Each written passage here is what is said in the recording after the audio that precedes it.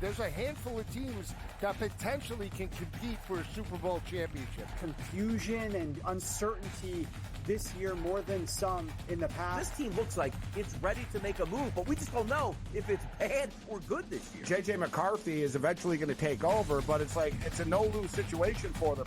I mean, they suck. They were 7-10. Only on SportsGrid. Hopefully they learned their lesson. Hey, this ain't the NBA, bro. You don't have 6 fouls, and they will check you on this stuff. And Brooks has a reputation coming into this. You can tell the refs are watching them, and they were on him all the time. This was 10, 12 years ago. Canada playing Greece with that type of lead that they had. They probably would have mentally crumbled and lost that game to Greece by 3 or 4 points in the final minute of that ball game.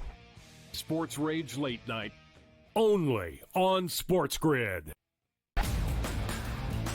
Say the under has the correct juice to the 6.5 win total for the New York Giants. It's a losing season. It's a bad season in the greater New York area.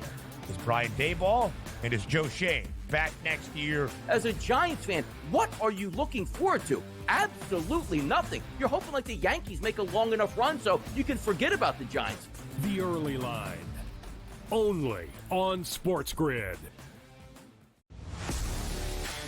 The bottom of this field is a bunch of guys, quite frankly, that aren't on the tour, aren't on the DP tour, aren't on the Korn Ferry tour. You know, the top 25 or so in this field, I mean, you've got Rory, you've got Lowry, you've got Scheffler, you know, all 4 Americans, Minwoo Lee and Jason Day. And you go to Mito Pereira and Joaquin Neiman out of Chile. So, you know, it really is pretty deep. In-game live, prime time, only on...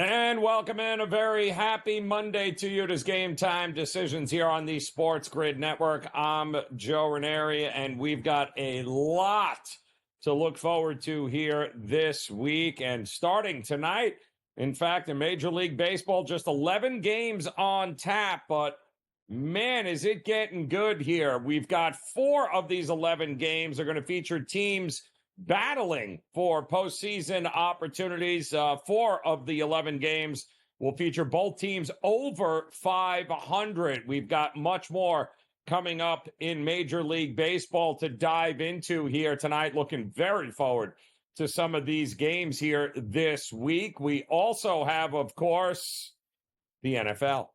And the NFL never sleeps. And get ready for more NFL and get ready for headlines coming your way. And we had a big one here today. And let's start with my New York Jets. Didn't I tell you the first preseason game would be the only game I'd probably end up watching because the Jets would figure out a way to screw this year up? And yes, they're off to a banner start here. As we learned, their prize offseason defensive possession there, the Hassan Reddick trade, you may recall, with the Eagles, where they got a pass rusher, not only got a pass rusher at 29 years old, coming off of back-to-back epic years, certainly career-defining years, hoping that the Jets would give him a contract extension that the Eagles would not. Well, he was sadly mistaken because, nope, they haven't come to an agreement, and he has not reported to camp. He hasn't reported at all in 4 months since being traded. He is being fined, and today announces he wants a trade. He just got here 4 months ago, hasn't played a snap in a Jet uniform, but boy, oh boy, is he anxious to get out of New Jersey. Why? Well, because Joe Douglas and company can't seem to figure out how to appease this guy with a contract and an extension. Now, he did sign a 3-year, $45 million deal originally with the Eagles during 2022. He's already played 2 of those 3 guaranteed years. He was hoping the Jets would be the one team that he would be traded to that would say, hey, come on board. We want you. We know you're going to want an extension. Here it is. And the Jets are screwing that up big time. So now he wants out. Whether or not the Jets end up doing it, although Joe Douglas released a statement earlier today saying the Jets have absolutely no interest in trading him and will not trade him, and they expect him to report to camp. Now, keep in mind, every day he doesn't show up, he is being hit with a whole lot of fines here per the CBA. They're going to keep doing that until he either shows up or they come to some sort of agreement. Now, all of this wouldn't be a big issue if the Jets didn't let their number one pass rusher, Bryce Huff, exit in free agency because they thought they signed Hassan Reddick. Now, where do you think Bryce Huff went? Of course, the Philadelphia Eagles, the same place. He's there actually replacing Hassan Reddick, who might not end up playing a down for the New York Jets. Do you get my drift? The Jets are going to jet.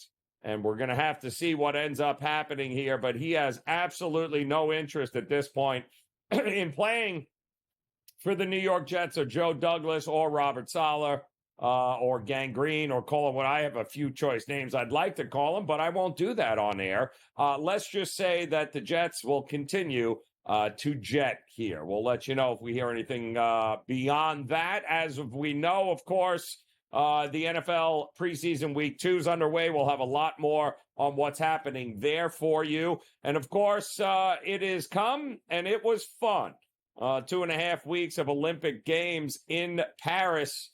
Well, they came to a close, and the United States ended up in the Summer Games as the country that had more medals won than any other nation. As you can see there, 126 total medals.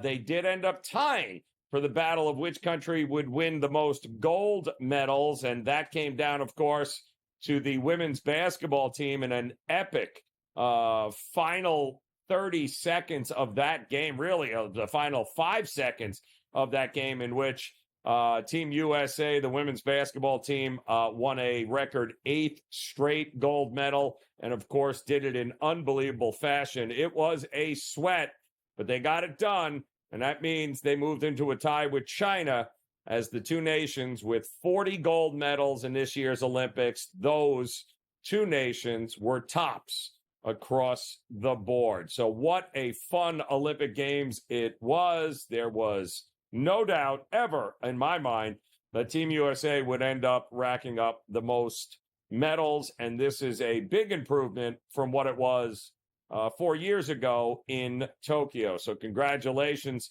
to Team USA for getting it done in a big way. We've got plenty of big games I mentioned earlier coming up here tonight in Major League Baseball, where it's all on the line here, folks. Last couple of weeks of the month of August, which would lead into the first week in September, which means this is the final push for teams to try and make that stand for the postseason. And we got some good ones here tonight. And does anybody, and I mean anybody, want to play the Arizona Diamondbacks? Anybody interested in playing the Arizona Diamondbacks? Look at what this team has done since the All-Star break. Even just before the All-Star break, Arizona finally hitting their stride across the board. They got Merrill Kelly back. There is some concern about Zach Gallen, but they'll cross that bridge when they get there. In the meantime, it is all about the bats of Arizona. And for their dismantling of the Philadelphia Phillies over the weekend, their prize today is the Colorado Rockies. And Colorado pulled off one of the most epic comebacks that you will see this season against the falling knife known as the Atlanta Braves. I don't know how Atlanta slept last night on a plane after that was just a horrific meltdown of a game there to lose to Colorado like they did. Now Colorado heads on the road and goes to Arizona. As you can see, a $3 favorite, not something to look forward to, but laying a 1.5, maybe not a bad look in that one there. And how about, of course, Pittsburgh and San Diego on the late slate? Lot to talk about there, including Paul Skeens. How many more times are we going to see him this year? Is he really a contender for the Cy Young? Well, Chris Sale's going to have something to say about that. And Chris Sale's pitching tonight, in fact, in San Francisco taking on the Giants. And boy, oh boy, Atlanta, they are going to need to wash the stink off of that loss to Colorado yesterday, and they're going to need Sale to show up in a big way.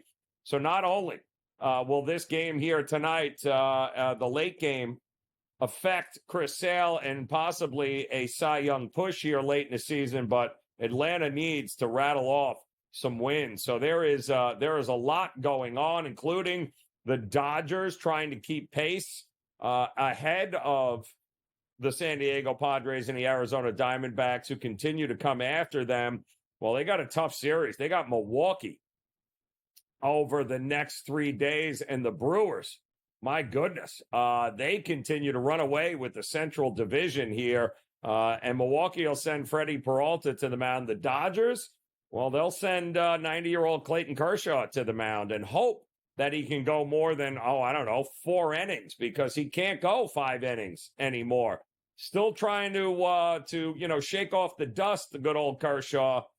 This is a tough place to do it, though, in Milwaukee. So those are just some of the games we're going to be keeping an eye on. We'll have much more on the full Major League Baseball slate. Plus, we got week 2 of the NFL preseason. What did we learn from the preseason in week 1? We've got a lot more on that topic as Game Time Decisions continues here on a Monday on the Grid.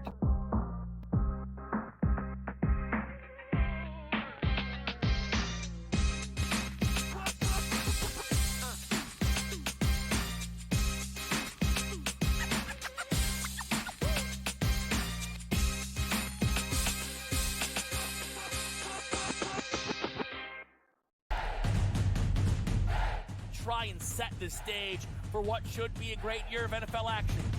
There's a handful of teams that potentially can compete for a Super Bowl championship. Confusion and uncertainty this year more than some in the past. This team looks like it's ready to make a move, but we just don't know if it's bad or good this year. J.J. McCarthy is eventually going to take over, but it's a no-lose situation for them. I mean, they suck. They were 7-10. Only on SportsGrid. I'm talking about playing Keontae George, Taylor Hendricks, Isaiah Collier, the rookie, Cody Williams, the rookie, Bryce Santamore, second year, maybe keep it Walker Kessler.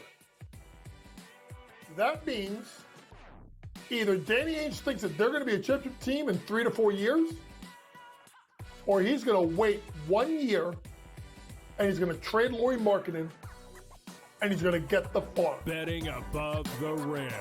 Only on SportsGrid. Say the under has the correct juice to the 6.5 win total for the New York Giants. It's a losing season. It's a bad season in the greater New York area. Is Brian Daboll and is Joe Shane back next year? As a Giants fan, what are you looking forward to? Absolutely nothing. You're hoping like the Yankees make a long enough run so you can forget about the Giants. The early line. Only on SportsGrid. The bottom of this field is a bunch of guys, quite frankly, that aren't on the tour, aren't on the DP tour, aren't on the Corn Ferry tour. You know, the top 25 or so in this field, I mean, you've got Rory, you've got Lowry, you've got Scheffler, all 4 Americans, Minwoo Lee and Jason Day. And you go to Mito Pereira and Joaquin Neiman out of Chile. So, it really is pretty deep. In-game live, prime time, only on SportsGrid.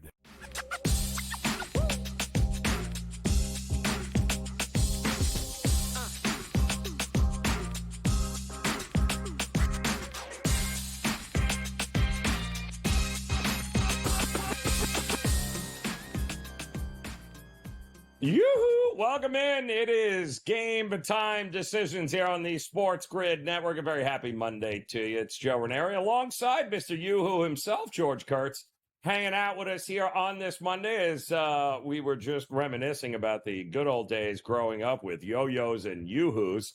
And for those of you that drink yoo-hoo, good. Well, then you're a better person than I am, because not doing that anymore, George Kurtz. I'll tell you this, though. I am absolutely looking forward to tonight's slate of Major League Baseball games. Not just tonight, actually. Over the next couple of weeks here, we got 11 games, short slate, but 4 of the 11 are featuring teams over 500. You don't get those an awful lot. It's usually one team so much better than the other, and we have a few of those slated a little bit later here today. But a couple of the games coming up in just about 20 minutes or so. Pretty good one here, too, I thought, with the Cardinals and the Reds. The Reds are a home dog here. National League Central rivals. We've got Abbott. We've got Sonny Gray, who seems to have run out of steam here. I keep looking at that plus 120 as a home dog and going, should we not bet the Reds here? The problem is the Reds are that inconsistent team, right? We just don't know what you're going to get from them game in, game out. I'm the guy. I had the ticket on the Reds to win the division. That's obviously not going to happen. They're not even going to make a wild card run here. I don't think we should be surprised, by the way, that any of the Cardinal starters are running out of gas. They went with an older rotation, right? Gibson, you mentioned Gray, Lynn. I mean, these guys are all up there. So we shouldn't be surprised. Dog days of August that they're going to struggle somewhat.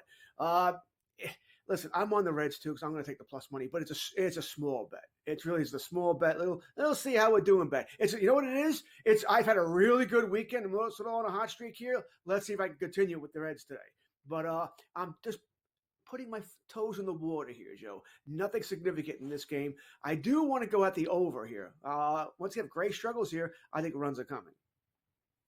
Ooh, all right, dipping the toes in the water. I like that. What are we going to do here in a interesting interleague matchup? You got Imanaga on the mound on the road against the Guardians. The Guardians bounced back after losing that doubleheader on Friday to Twins. But I don't know that I trust this Guardians team. They've never faced Imanaga. He is clearly the better pitcher on the mound against Lively here. Short price, too. So what are we doing? Boy, when I saw this, Cleveland getting plus money, barely plus 104 here. Against Chicago, not a great team, but you brought up the key thing there. They haven't seen a Menage, right? Then that could be a problem. I also wonder this, is there a letdown now? Cleveland, they survived against Minnesota over the weekend. You mentioned they win the last 2 games of the 4-game series to salvage it. All right, so is there a letdown here against Chicago? So I've talked myself out of betting Cleveland here. Once again, another small bet. Betting on the National League Central, man, just kills me. But another small bet on the Chicago Cubs. But when I first saw the plus 104, I was going to be all in on the Cleveland Guardians here. But it's the letdown theory here and not seeing a Menage. Let's see if the Cubs can, I guess keep that running here. I am not going to touch the total, though. 8 seems about right, although I sort of lean towards the over here. The Guardians at home Progressive Field. If this was a month ago, we'd be having a different conversation. But it's been a struggle here. It's also been a struggle for the Rangers, who are taking on the Red Sox here tonight. And second start for Molly, I believe. But Bello's been atrocious. Kurt's like, what am I missing here? Minus 135. He has not been good. Not that the Rangers have been great. But the potential for runs is here in this game, is it not?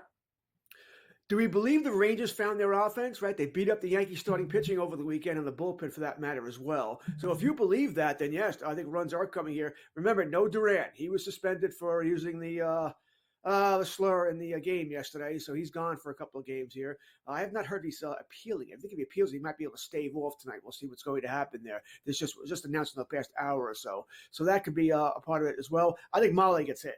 All right, I certainly think Molly gets hit. Bello, you mentioned. I think calling him inconsistent would be being nice. So yeah, I think runs are coming here. I probably lean towards the Red Sox to win the game because I don't trust the Rangers offense there. I don't trust Molly whatsoever. I think he's going to get slammed around tonight. By the way, the suspension was team enforced. It wasn't Major League Baseball, so I don't know who he's going to appeal it to, but that would be great. So a little preemptive there. That's a preemptive. They're trying to stop Major League Baseball from going longer. They're exactly correct. That's a step in.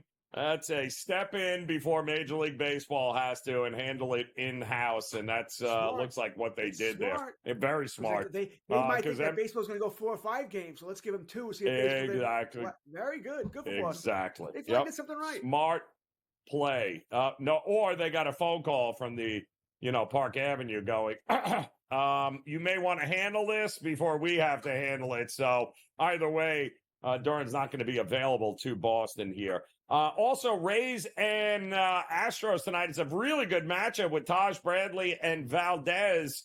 Houston's done a pretty good job of handling the Rays here, but what do you think here? Valdez on the road or Bradley at home?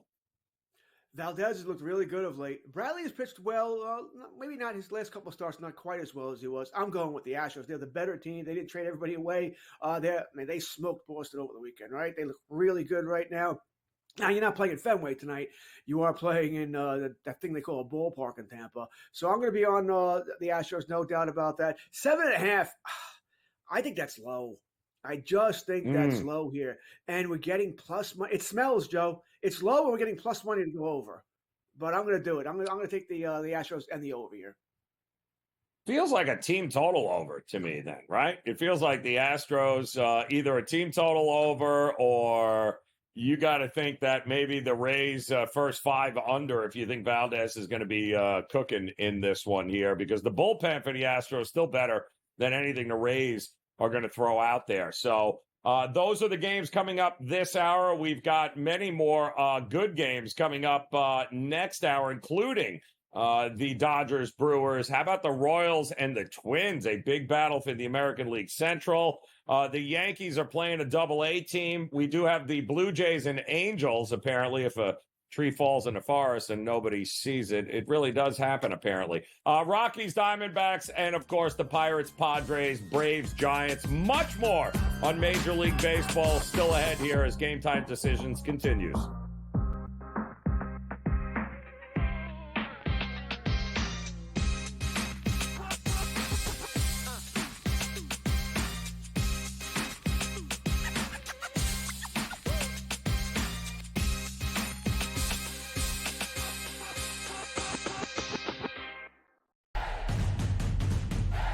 Try and set the stage for what should be a great year of NFL action. There's a handful of teams that potentially can compete for a Super Bowl championship. Confusion and uncertainty this year more than some in the past. This team looks like it's ready to make a move, but we just don't know if it's bad or good this year. J.J. McCarthy is eventually going to take over, but it's a no-lose situation for them. I mean, they suck.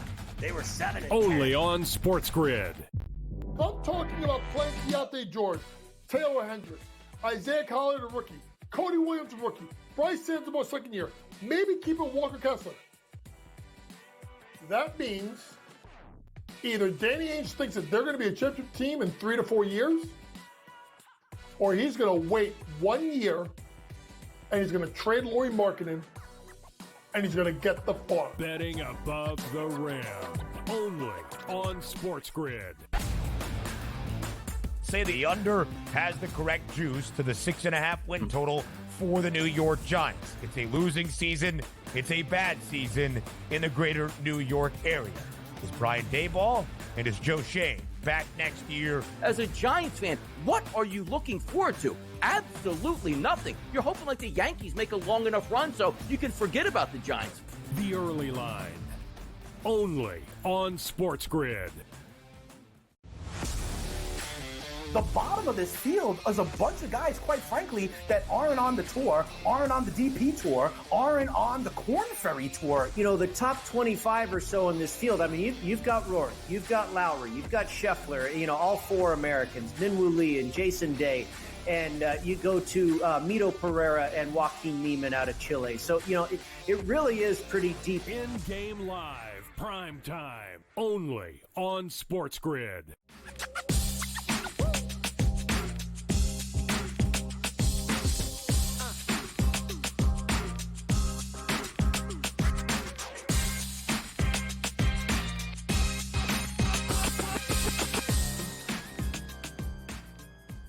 All right, welcome back in here. Game Time Decisions on the SportsGrid Network. Joe Raineri joined again by our good friend George Kurtz here. Now, George, I had to lead off the show here tonight in my monologue talking about my Jets, who I told everyone all weekend long that I was going to watch the first preseason game and then probably not watch another game because they were going to screw something up. And it took no more than 48 hours later here, Kurtz, where the headline is Hassan Reddick is not showing up. In fact, is demanding a trade here, which is great. New York Jets. You guys did a wonderful thing. And then I all of a sudden felt better because then I read the Dallas Cowboys and CeeDee Lamb still can't figure it out. And then I was like, whew, all right, I feel much better here. So me being the Jet guy, you being the Cowboy guy, what are they doing? Explain to me what the Cowboys are doing here, Kurtz. Listen, I can't explain it to you. The CeeDee Lamb makes no sense here. And we saw Jerry Jones before the game yesterday, right? Try and backtrack on what he said over the weekend about not being any rush to sign CeeDee Lamb. Oh, no, we want him here.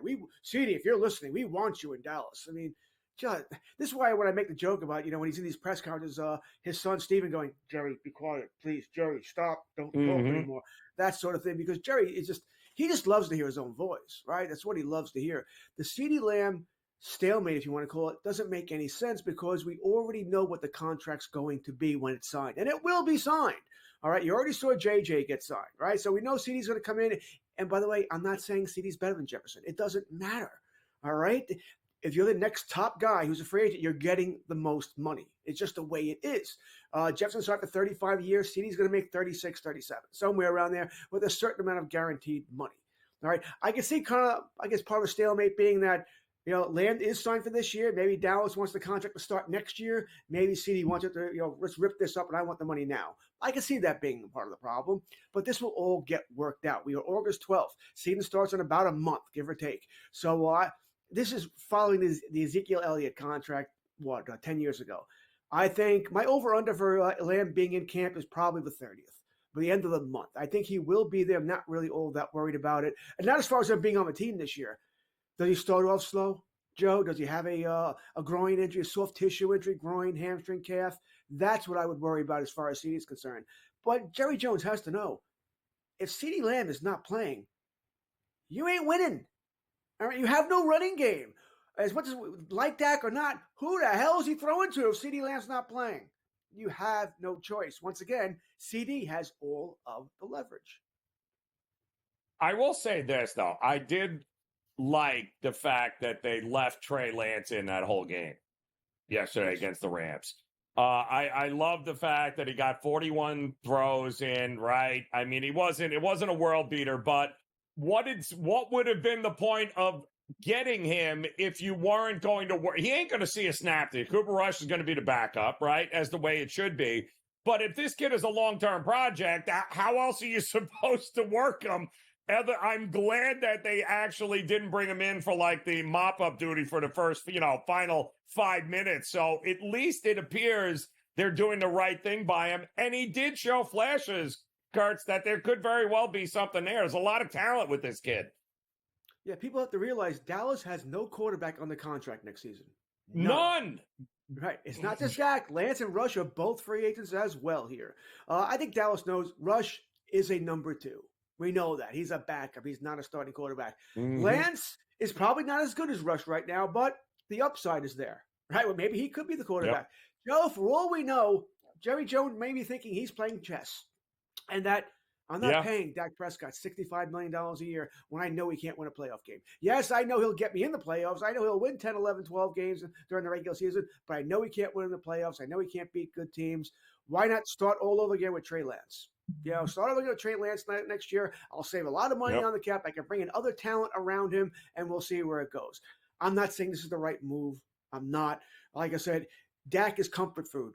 We know you're going to make the playoffs. We know Dak's going to get you 10, 11 wins and probably a wild card spot. That's what he does. But that's all he can do. Trey Lance is much more of a gamble. Or maybe Jerry just thinks, you know what, we'll trade up in the draft next year and we'll try and get a top quarterback. And we'll just start from scratch. But I'm not paying $65 million to Dak no matter what. Maybe. The bottom line is this, though. I don't think Jerry's thinking like that. I just think he's being very cheap, very stubborn. And I also wonder this. Maybe Dak doesn't want to be in Dallas. Maybe he's tired. I agree. Maybe he'd rather go play for the Raiders. Or, Joe, maybe he's your next quarterback for the New York Jets. All right. See, all right. You got to go now. I don't know why you would have to go there like that. That is just rude on so many. Get out of here, Kurtz. Game Time Decisions continues next.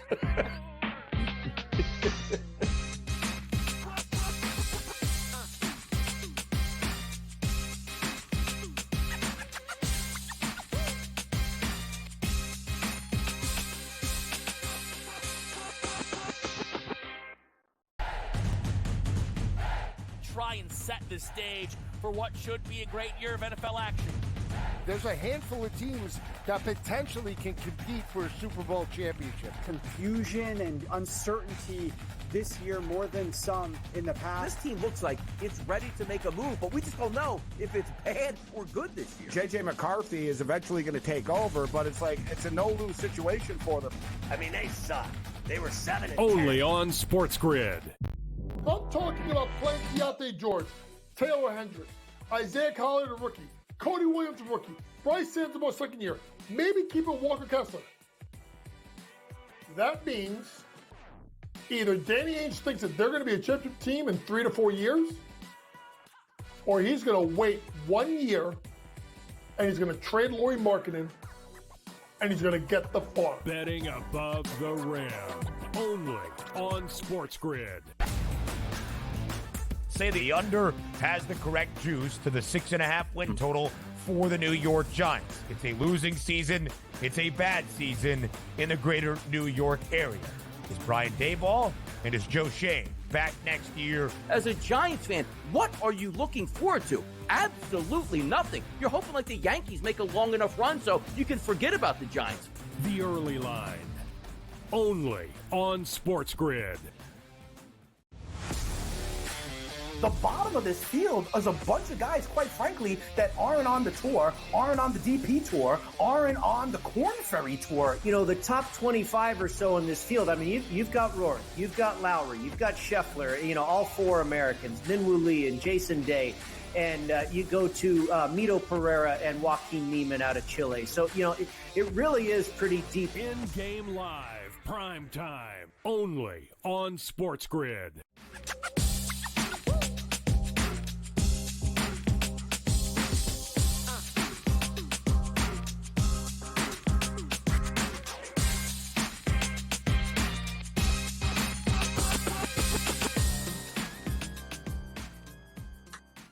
All right, welcome back in Game Time Decisions here on this Monday. And like we've told you, that smell in the air is football, and it is back. And so are we. Week 2 of the NFL preseason is upon us. But when we take a look back at week 1, nobody better to check in with than our good friend Adam Kaplan, who had the pleasure of hanging with the Steelers this past week, Adam, and interesting game 1 of the preseason. Justin Fields, mixed reviews.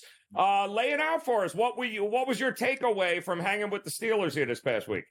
Yeah, so Joe, I was with them yesterday and today in Latrobe, Pennsylvania, about a 5-hour drive from Philly on the PA Turnpike. And I could tell you this. You just mentioned the quarterback situation, Justin Fields.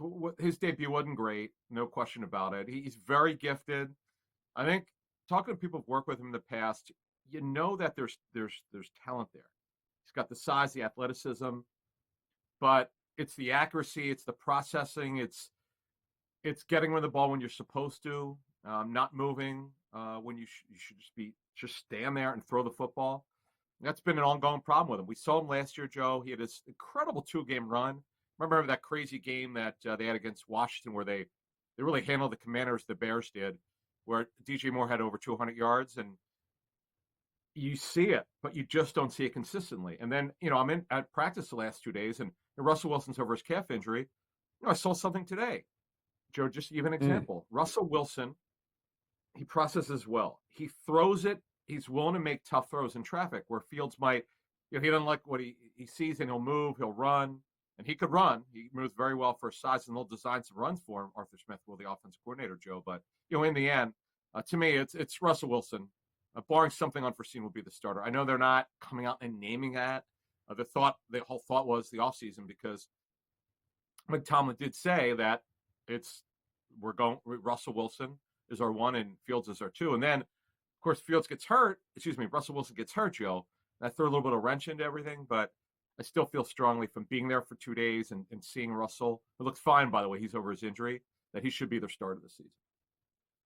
Yeah, the one thing I guess that would be concerning here, Cap, was that the biggest problem with Fields is the turning the ball over, the fumbling, right? The interceptions. And what does he do the first couple of snaps? He doesn't get the exchange there. he's not going to sniff the field if he can't hold on to the ball. Am I missing something else besides that? No, that's true. Look, he took a sack, and one thing when you talk to the Steelers and you just be around them and kind of know the way they do things, it will start with the run game under Mike Tomlin. Since Ben Roethlisberger's retirement, they haven't got it right at quarterback. We know that, but when you look at what they want organizationally from the Rooney family through Mike Tomlin, they want a running game first. That's why they brought Arthur Smith in. It's going to be what we call heavy 12 personnel. It's going to be 2 tight ends, 2 receivers, and 1 back. And when you really look at it, with the issues at receiver opposite George Pickens, hence the interest in Brandon Ayuk, you can certainly understand it. It's going to be somewhat of a controlled passing game. They're not going to put it all on their quarterbacks. Obviously, I still think it's going to be Russell Wilson.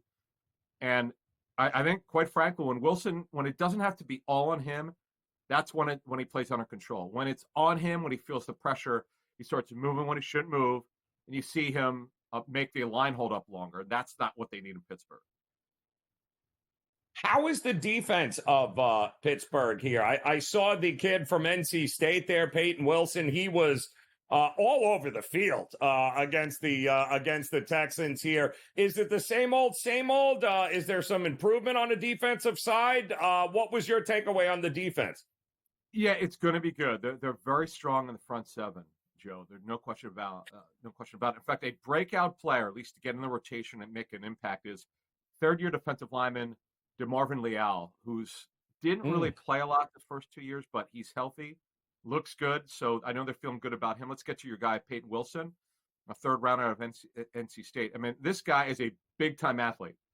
Great size. He can move. Now, you worry about the injury history, but he's very, very talented. He's going to be a starter, eventually an inside backer. Don't forget about the Patrick Queen acquisition, the signing. I know they're excited about that. My one issue for them is the depth at outside cornerback. They don't really have some or enough. And they're also trying to figure out the nickel defensive back job. So those are some issues I have in the secondary, but they're very strong in the front seven. Of course, TJ Watt was phenomenal. Alex Highsmith opposite him. They're great there. This is going to be a good football team. And by the way, in the toughest division in the National Football League, where you can make a legitimate case for all 4 teams to be in the playoffs. And doesn't it always feel like it's going to come down to December games on the road, in the weather and the conditions to figure out exactly who's going to get it done. It's rinse and repeat in that division there. Talk to me here. We mentioned it earlier here, Cap, about Hassan Reddick and the Jets. The Jets are being the Jets. But Hassan Reddick, this is costing him a lot of money by not showing up. Now he wants out. The Jets and Joe Douglas swear they're not moving him. What, is there a resolution to this that both sides will be happy or no? Joe, he's got to show up first. That's the first thing. The Jets and Joe Douglas is an old school general manager. Teams typically will not negotiate with a player who holds out until he shows up to training camp. And it's not like they didn't talk to Hassan and his agent at the time of the trade. They just couldn't agree to anything. And he has a contract. He's on the last year of his deal at just over $14 million. And by the way, he's really underpaid. There's no question. When he signed that 3-year, $45 million deal, it was obvious if he played well, he was going to have to get a new deal. And what did the Eagles do who had him? Remember, he signed away from Carolina. Carolina had him for 1 year. And he had a great season, so the Eagles rewarded him with a 3-year, $45 million contract.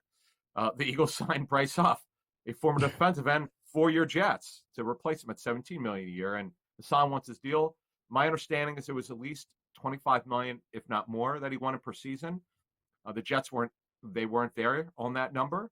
But and I could tell you, Joe, from talking to teams over the years, one other concern is because he's been away. You know, it's one thing for a player to work out, which I'm sure he is, but you don't know what kind of game shape he's in. You don't know what kind of shape he's in, and you got to take a look at that in the conditioning as well. So they got to take a look at him. 30-year-old player, but very, very durable, Joe. One of the most durable defensive players in the National Football League over the last 4 to 5 years.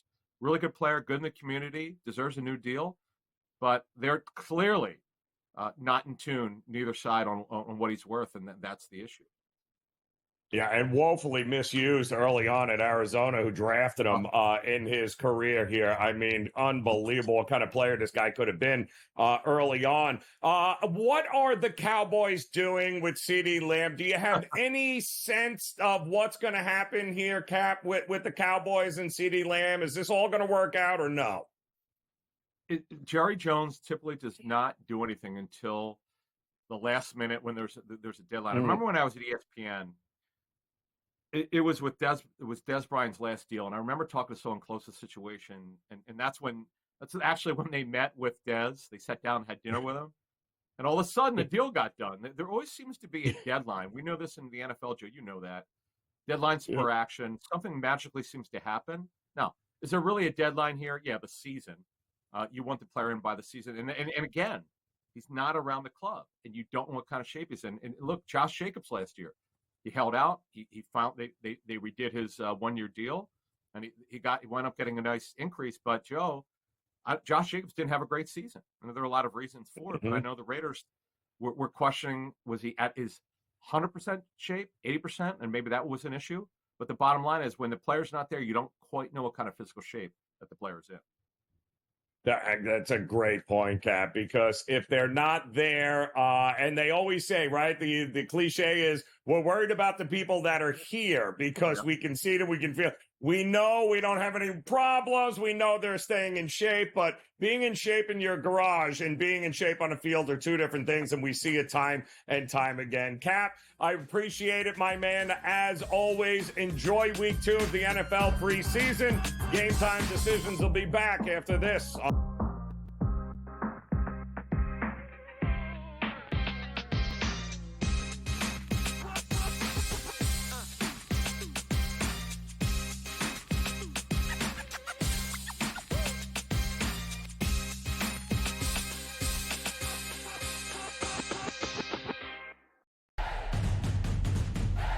Try and set the stage for what should be a great year of NFL action.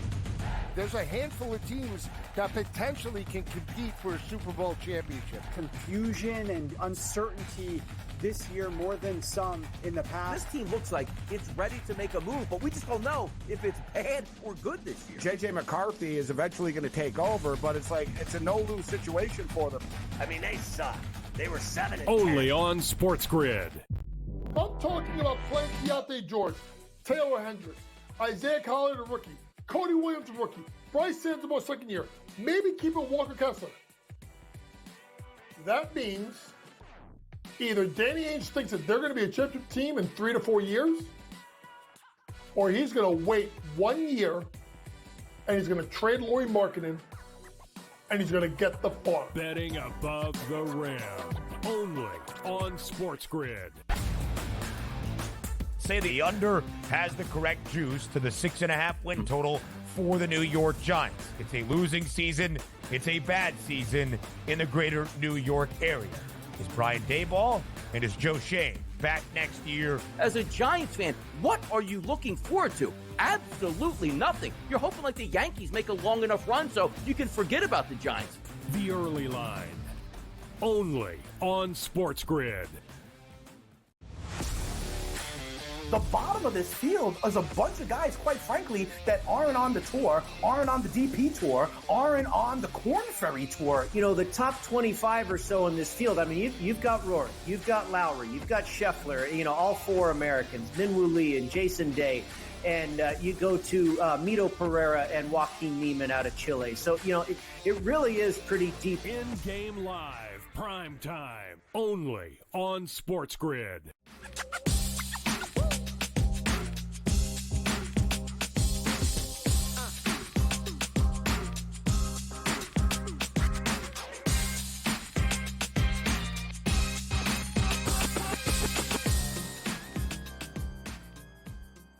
All right, welcome back in on a Monday. Monday is fun day here on Game Time Decisions and the SportsGrid Network. I'm Joe Raineri, joined by Joe Madden, who is no doubt ready to fly away to a Major League Baseball city soon enough here, as we've got a couple of games underway already here, Joe. We got the Cubs and the Guardians underway. No score there. We got the We also have the Reds and the Cardinals have just also been underway. No score there. Getting ready for the Astros and the Rays here. Talk to me about any of these games that you liked a little bit more than the rest. Yeah, the early ones, the Cincinnati Reds with Abbott coming out and getting the start for them. I did like them at home here in this situation, thinking they should be able to get the win versus the St. Louis Cardinals. So I grabbed them there on the money line, expecting them to be able to get the win. Middle of the first right now, you can still grab them at -111. As far as the Houston Astros and the Tampa Bay Rays, I did look at that one as well, Joe, expecting the Astros to be able to get the win with Valdez coming out. Now they're the favorite, and this one's just about to kick off here. They're coming in at -132. I stayed off the Chicago Cubs and the Cleveland Guardians. I don't know, that one just looked kind of iffy to me. Lively against Imanaga. It's the only thing I'm hoping is that Imanaga can keep the ball in the ballpark in the first 5. I don't trust the Cubs bullpen. I do trust the Guardians bullpen, but Cubs early or not for me in that one there. And then, of course, we've got the Yankees playing a Double-A team today. I don't know if you saw that. It's the White Sox. Never mind. It's the White Sox they're playing there, Joe. And tell me exactly, are we laying $900? What is it, -900 now? It might as well be. What are we going to do here in this game? We're going to make a crazy play on the Chicago White Sox in this game. Yes! We look at Luis Hill coming out here, Joe, and in his last game, he threw for 107 pitches. Now, the last time we saw him go over 100, he came out in the next game, and he absolutely struggled, allowing 7 runs in 1 1/3 innings. Now, this is the Chicago White Sox, and I know this team absolutely struggles. You said it. They're not living up to what a Major League Baseball team should be living up to. But I think you can make a sneaky play here on them. +1.5 on the run line for the first 5 innings at -110. And then a sprinkle on that money line at +220. If Luis Hill comes out and does what he did the last time that he threw in the prior game, then we're going to see the Chicago White Sox capitalize in the first 5. Oh, I love it. Going away. You can't trust that bullpen. We know that. But all right, good stuff. First 5 there. Love it. Talk to me here about, the Arizona Diamondbacks just backhanded the Phillies all weekend long, like smack, smack, smack. Get out of here, Philly. Diamondbacks are rolling. Now you got a Rockies team coming into town that somehow pulled off that win against Atlanta yesterday. They stink on the road. Brandon Pfaadt going for Arizona. I believe Quantrill going for Colorado. What do we do in this spot? It's not as easy as just, lay the $3 with Arizona. Bad things happen when we do things like that. Oh, absolutely. And you've always got to look at the dog in Colorado with that great comeback yesterday. But was that a great comeback, or was it the Diamondbacks just shooting themselves in the foot? They seem to be doing this over and over again. The Atlanta Braves. Looking at the Arizona Diamondbacks today in this matchup, I do think they're going to continue to be able to get those runs on the board. This team has been phenomenally hot with their bats, and the Colorado Rockies, they proved yesterday that they can get the runs on the board as well. Joe, I'm going to look at the Yurfie in this one. I'm expecting those runs to come through right away in that first inning. The Yurfie coming in at -122. And then I'm going to look here at the Arizona Diamondbacks. I'm going to look at their team total. I expect them to hit Cal Quantrill or whoever is coming out instead of him, because I believe he has been sat in this one because of soreness in his arm. So we know the Diamondbacks bats have been hitting. I'm taking their team total over 5.5. That's coming in at +110, because you can't even lay the run line. Laying the run line is -150. I don't like paying more than -140 on that run line. And like you said, as soon as you start looking at a favorite, is this big of a favorite, if you start playing with those adjusted run lines, you can get yourself in trouble. Blaylock in for Colorado. Not really going to make a difference anyway. They're still $3 underdogs. We do have a good one in Milwaukee, though, is Kershaw on the mound for the Dodgers, taking on the red-hot Brewers, who send Freddie Peralta to the mound. Kershaw can't go 5 innings. At least he hasn't yet, and that bullpen of the Dodgers is shaky at best. So what do we do here?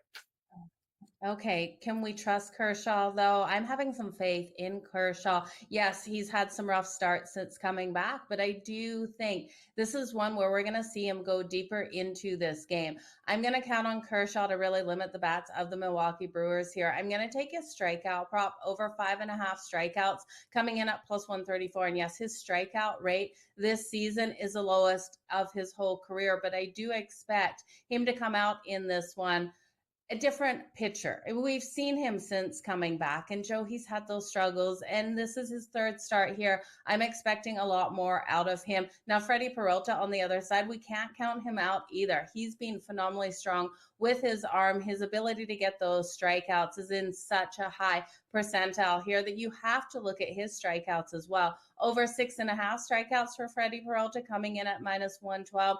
But I do think at the end of the day, the Dodgers have a way to pull this off because I do trust in Kershaw to be able to do enough to get them that lead in this one and not worry too much about that bullpen. So I'll take the Dodgers at minus 110 on the money line.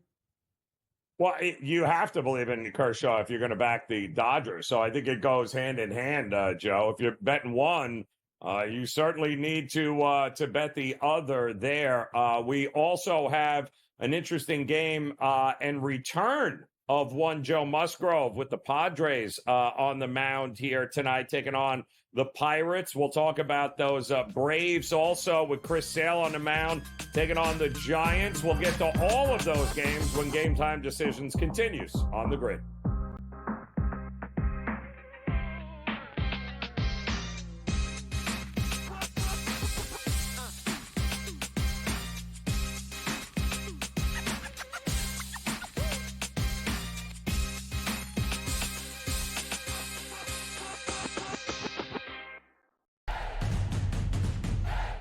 And set the stage for what should be a great year of NFL action. There's a handful of teams that potentially can compete for a Super Bowl championship. Confusion and uncertainty this year more than some in the past. This team looks like it's ready to make a move, but we just don't know if it's bad or good this year. J.J. McCarthy is eventually going to take over, but it's a no-lose situation for them. I mean, they suck. They were 7-10. Only on SportsGrid. I'm talking about playing Keontae George, Taylor Hendricks, Isaiah Collier, the rookie, Cody Williams, the rookie, Bryce Sands, second year, maybe keeping Walker Kessler. That means either Danny Ainge thinks that they're going to be a championship team in 3 to 4 years, or he's going to wait 1 year and he's going to trade Lauri Markkanen and he's going to get the farm. Betting above the rim. Only on SportsGrid. Say the under has the correct juice to the 6.5 win total for the New York Giants. It's a losing season. It's a bad season in the greater New York area. Is Brian Daboll and is Joe Shane back next year? As a Giants fan, what are you looking forward to? Absolutely nothing. You're hoping like the Yankees make a long enough run so you can forget about the Giants. The early line. Only on SportsGrid. The bottom of this field is a bunch of guys, quite frankly, that aren't on the tour, aren't on the DP tour, aren't on the Corn Ferry tour. You know, the top 25 or so in this field, I mean, you've got Rory, you've got Lowry, you've got Scheffler, you know, all 4 Americans, Minwoo Lee and Jason Day. And you go to Mito Pereira and Joaquin Neiman out of Chile. So, you know, it really is pretty deep. In-game live, prime time, only on SportsGrid.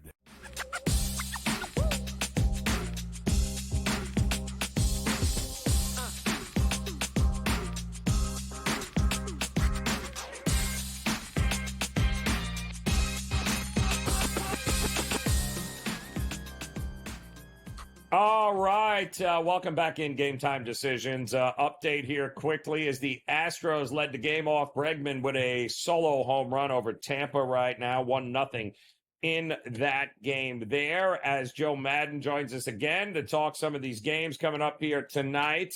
We mentioned the Dodgers, and if you're backing Kershaw, which you are, you're probably backing the Dodgers here to get it done. This is now what, the third or fourth go for him since coming off that IL. How about your Blue Jays, though? They're taking on the Angels. Let's not forget this game. As usual, we should probably think runs are coming in this game, or no? What are we doing with it? Yeah, I'm really thinking the runs are coming in this one. We look at the Toronto Blue Jays, and while they struggled there versus the Oakland A's, I do think their bats can really wake up in this one. I'm expecting them to be able to put those runs on the board. We need Vladdy to come out and show us what he's got out there, because he's been so quiet as of late. And we look at this pitching matchup. I can't trust either pitcher coming out here, Joe. We've got Francis coming out for the Toronto Blue Jays. He's got an ERA of 5.44. And Daniel coming out for the LA Angels, his ERA, he's 1-3 on the season with a 6.04 ERA. It's not pretty. And then we start looking at these bullpens, and Toronto's bullpen, we absolutely can't trust out there. So I'm expecting the runs in this one. The last time I bet with Toronto, it was Chris Bassett coming out, and he gave up 6 earned runs to the Oakland A's in that first inning. I tell you, if Toronto isn't able to wake up their bats tonight, I'm going to maybe blacklist betting them for the next week. Kind of like where you're heading with that one here. Talk to me about the Padres, who welcome back Joe Musgrove tonight. And that is a interesting game, taking on the Pirates here. It feels like both of these starting pitchers not really going to be shutting either of these lineups down here. I think it's a pretty low number. I don't know what people think we're going to get from Musgrove. They say he's got maybe a 60-pitch limit here. So what are we doing this game here? Well, exactly. Musgrove, we're not going to see go deep into this game. And then we look here at the bullpen of the Padres, and that bullpen has an ERA of 4.02. Looking at both of these teams, they've been able to put the runs on the board as of late, and especially the Padres. These bats have been phenomenally hot. They've been racking up these runs. So, Joe, I was shaking my head looking at this total, questioning why we were getting a solid 8 at -115 to the over. And I do think it's because people expect Musgrove to come out stronger and really limit the bats in this one here of the Pittsburgh Pirates. And we know the Pirates have struggled in some of these games to get those runs on the board, but they've been finding a way. We saw it this weekend. They found a way late in those games to be able to rack up those runs. So I've got to take this one to the over 8 at -115 and just keep my fingers crossed that someone doesn't know something that we're missing here in this one. I don't know. Marco Gonzalez is a gas can waiting to get lid. I think Woodard is the other guy that would gas can. It just feels like there's runs coming in that game, Joe. I am with you 100%. And Chris Sale tonight trying to make the final push for a Cy Young vote. What happens here? Do they bounce back against the Giants? Phenomenal matchup here with Chris Sale and Black Snell. And I do think Chris Sale should be able to have a really strong game. We saw him in that last one out versus the Brewers, and I didn't love what I saw out of him there. But I do think the Atlanta Braves in this one, as long as they don't shoot themselves in the foot at the end of this game, have every possibility of getting the win. Now, I'm looking at Chris Sale and his ability to get those strikeouts on the board. His number is sky high at 8.5 at +102 to the over, Joe, but I'm absolutely hitting on it. His strikeout ability is so phenomenally strong at a rate of 32%. I wanted to look at the Nerfy, and that was my first bet that I wanted to take in this one, but the Nerfy is way too juiced at -164. So I took the under 3.5 in the first 5 innings. That's coming in at -135. So you're still going to have to lay juice, and I'm going to have faith in the Braves that they can get it done in this one, Joe. Just where are the runs coming from is the question here. They're going to have to wait till that pen gets in there. I'm still trying to figure out how the Braves lost that game yesterday to Colorado. But one thing we know is they're going to be a little bit angry. And listen, Blake Snell cannot keep this up. I'm sorry. I mean, he's a decent pitcher, don't get me wrong, but come on. This is absurd stuff there. So, Joe Madden, as always, it is a pleasure here. Games are already off and running. It's a great 11-game slate here tonight. We certainly appreciate you stopping by. We'll have much more on Major League Baseball when Game Time Decisions continues on the grid.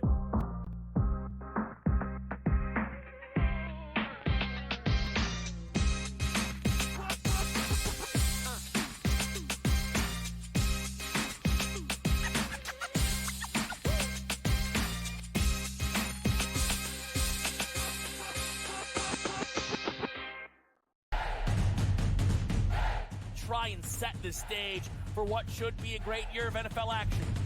There's a handful of teams that potentially can compete for a Super Bowl championship. Confusion and uncertainty this year more than some in the past. This team looks like it's ready to make a move, but we just don't know if it's bad or good this year. J.J. McCarthy is eventually going to take over, but it's a no-lose situation for them.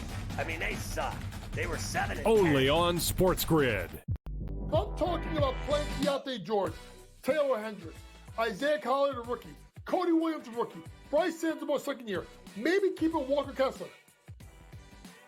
That means either Danny Ainge thinks that they're going to be a championship team in 3 to 4 years, or he's going to wait 1 year and he's going to trade Lauri Markkanen and he's going to get the farm. Betting above the rim. Only on SportsGrid. Say the under has the correct juice to the 6.5 win total for the New York Giants. It's a losing season. It's a bad season in the greater New York area. Is Brian Daboll and is Joe Shane back next year? As a Giants fan, what are you looking forward to? Absolutely nothing. You're hoping like the Yankees make a long enough run so you can forget about the Giants. The early line. Only on SportsGrid. The bottom of this field is a bunch of guys, quite frankly, that aren't on the tour, aren't on the DP tour, aren't on the Corn Ferry tour. You know, the top 25 or so in this field, I mean, you've got Rory, you've got Lowry, you've got Scheffler, you know, all four Americans, Minwoo Lee and Jason Day. And you go to Mito Pereira and Joaquin Neiman out of Chile. So, you know, it really is pretty deep. In-game live, prime time, only on SportsGrid.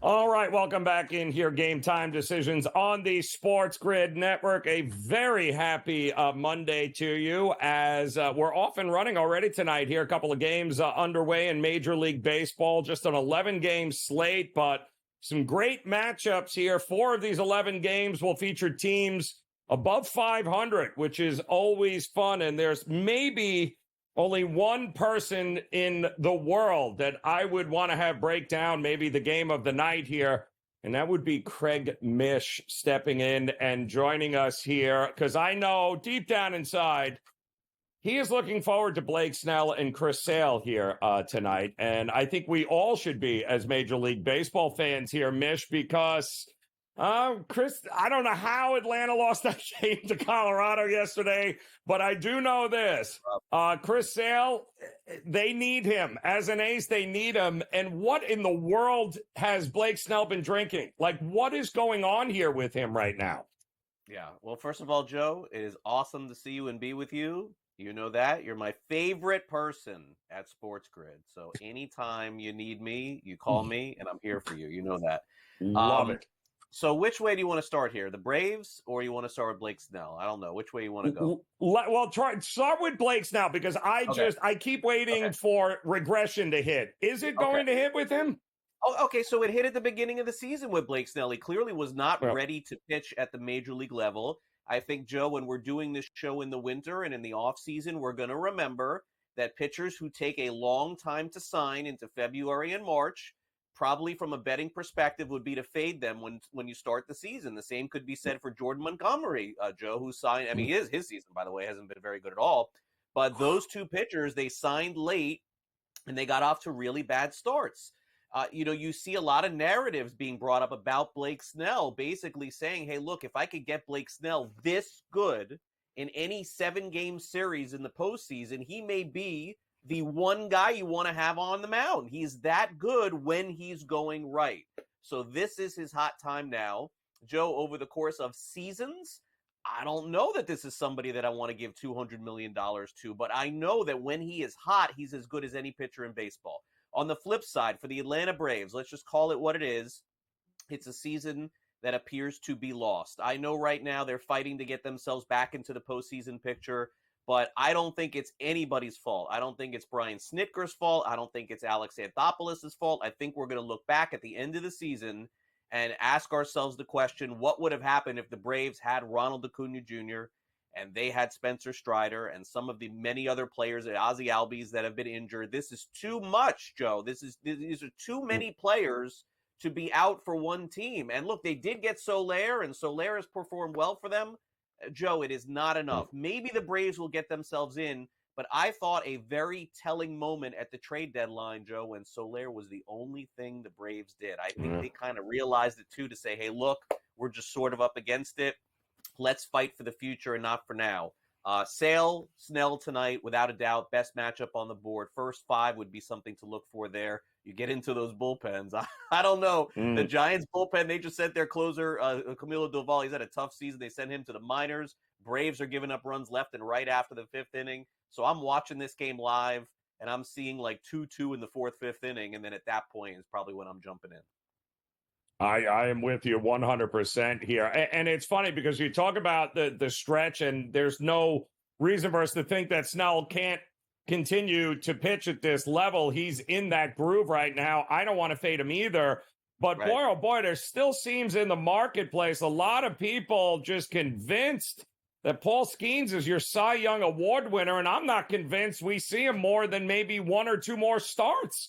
What do you feel is Wheeler really are we not talking about Snell when it comes to the Cy Young? Like what do you think happens here with Paul Skeens moving forward, and is Chris Sale really the guy to beat here for this award? No, I think that this is still up in the air. Look, I wouldn't, at this point, one of my sleepers, I think last week or the week before, was Dylan Cease. He got beat up yesterday, surprisingly, by the Marlins a little bit. So I think that that's going to put him back pretty far. I think he needed to be almost perfect to win the award. Joe, I don't know. As long as the Pirates are in it, I think Skeens is going to keep going, and he's only 5-1 there.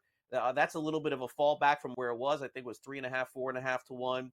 It could be one of those two pitchers as the favorites, and I could definitely see one of those two winning it. But I think it's a three-pitcher race at this point that could come down to the very last week of the season. And I think, Joe, you have to ask yourself this question with Skeens specifically. I think we both would probably think the Pirates are not going to make the postseason, right? We would agree on that. Right. But if they were to do it, and somehow Skeens is pitching on that last day of the season, Joe, last day of the regular season, and he's starting, or maybe even coming out of the pen and Bumgarnering it, and pitching 6-7 innings, and they win, and the Pirates get in. What's the last thing that these voters are going to remember on the last day of the season? It's going to be what Skeens did. So you can't eliminate him from the conversation just yet.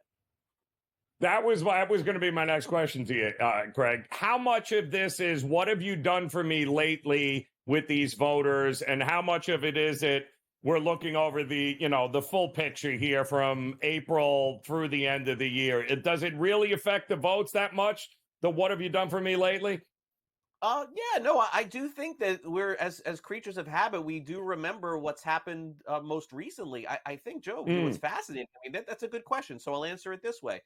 At the end of the season, I think overall, I'll have to check this, but Shota Imanaga and Paul Skeens' numbers are going to look pretty similar at the end of the season. And Imanaga was amazing in April and was amazing in May. And we've forgotten about him. And Skeens is winning Rookie of the Year, and that's it. Is that fair? I don't know that it is. But at the end of the season, I think people do have that most recency bias. Yeah, living in the moment. I think that is we live in the moment as a country. So we're probably living in the moment when we're voting for our favorite MVPs at Rookie of the Year. That is a absolutely great point there, Craig. Two interesting pitchers on the mound here. Get your thoughts on them.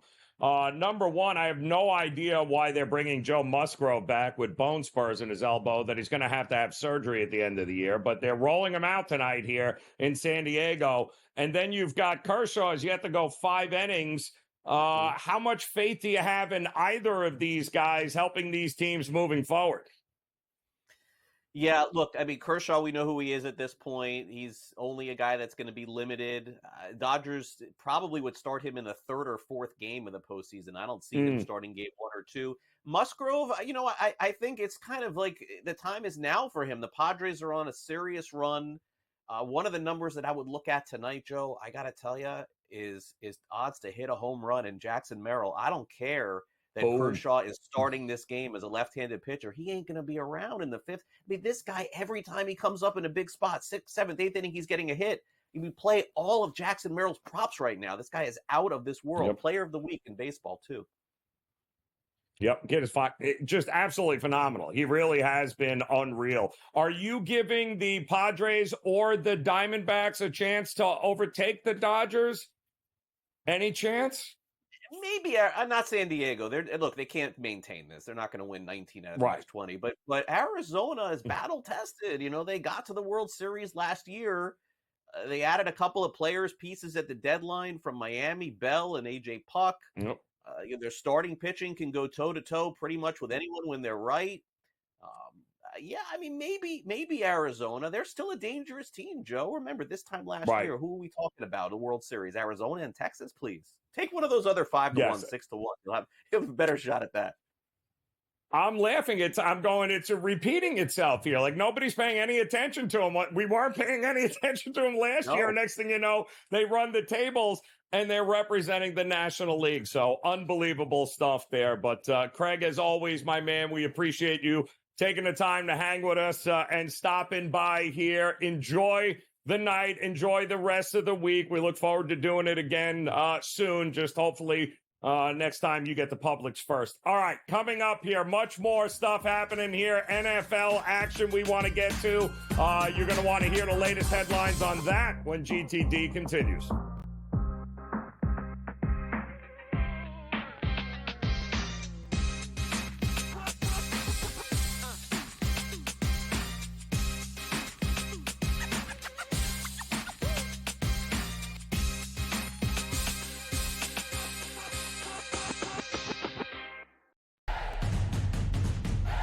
Try and set the stage for what should be a great year of NFL action. There's a handful of teams that potentially can compete for a Super Bowl championship. Confusion and uncertainty this year more than some in the past. This team looks like it's ready to make a move, but we just don't know if it's bad or good this year. J.J. McCarthy is eventually going to take over, but it's a no-lose situation for them. I mean, they suck. They were 7-10. Only on SportsGrid. I'm talking about playing Keontae George, Taylor Hendricks, Isaiah Collier, the rookie, Cody Williams, the rookie, Bryce Sands, second year, maybe keeping Walker Kessler. That means either Danny Ainge thinks that they're going to be a championship team in 3 to 4 years, or he's going to wait 1 year and he's going to trade Lauri Markkanen and he's going to get the farm. Betting above the rim. Only on SportsGrid. Say the under has the correct juice to the 6.5 win total for the New York Giants. It's a losing season. It's a bad season in the greater New York area. Is Brian Daboll and is Joe Shane back next year? As a Giants fan, what are you looking forward to? Absolutely nothing. You're hoping like the Yankees make a long enough run so you can forget about the Giants. The early line. Only on SportsGrid. The bottom of this field is a bunch of guys, quite frankly, that aren't on the tour, aren't on the DP tour, aren't on the Corn Ferry tour. The top 25 or so in this field, I mean, you've got Rory, you've got Lowry, you've got Scheffler, all 4 Americans, Minwoo Lee and Jason Day. And you go to Mito Pereira and Joaquin Neiman out of Chile. So, it really is pretty deep. In-game live, prime time, only on SportsGrid.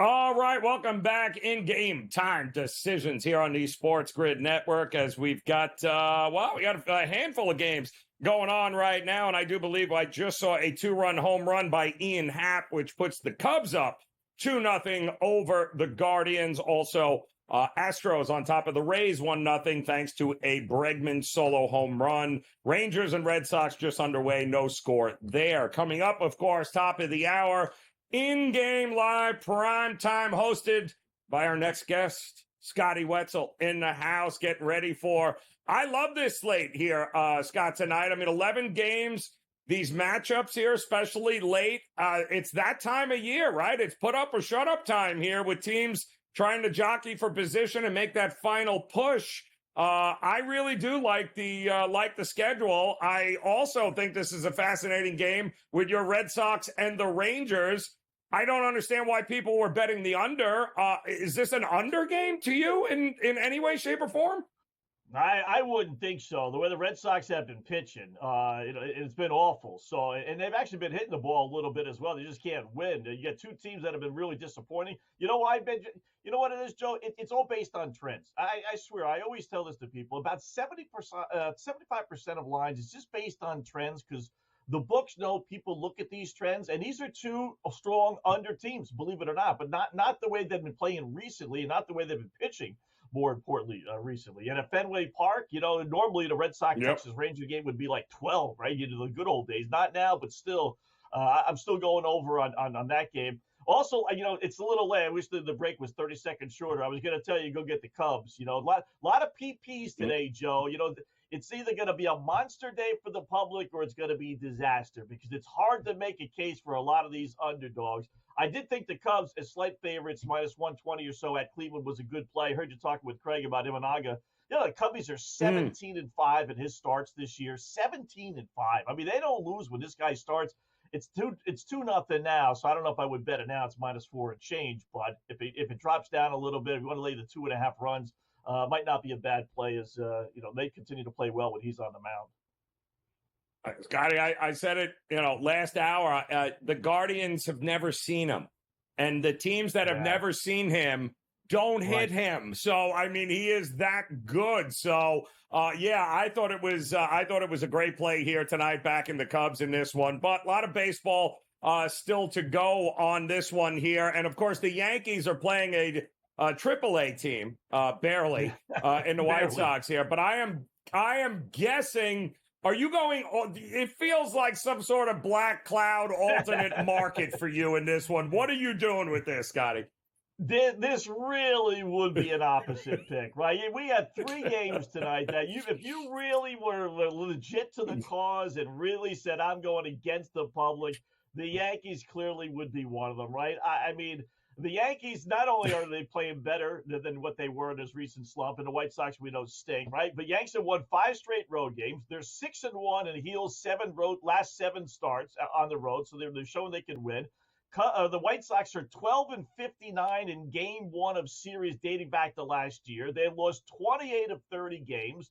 They've lost 54 games straight when the opposition score 4 runs or more. I mean, the list of negatives you could come up with the White Sox is just endless.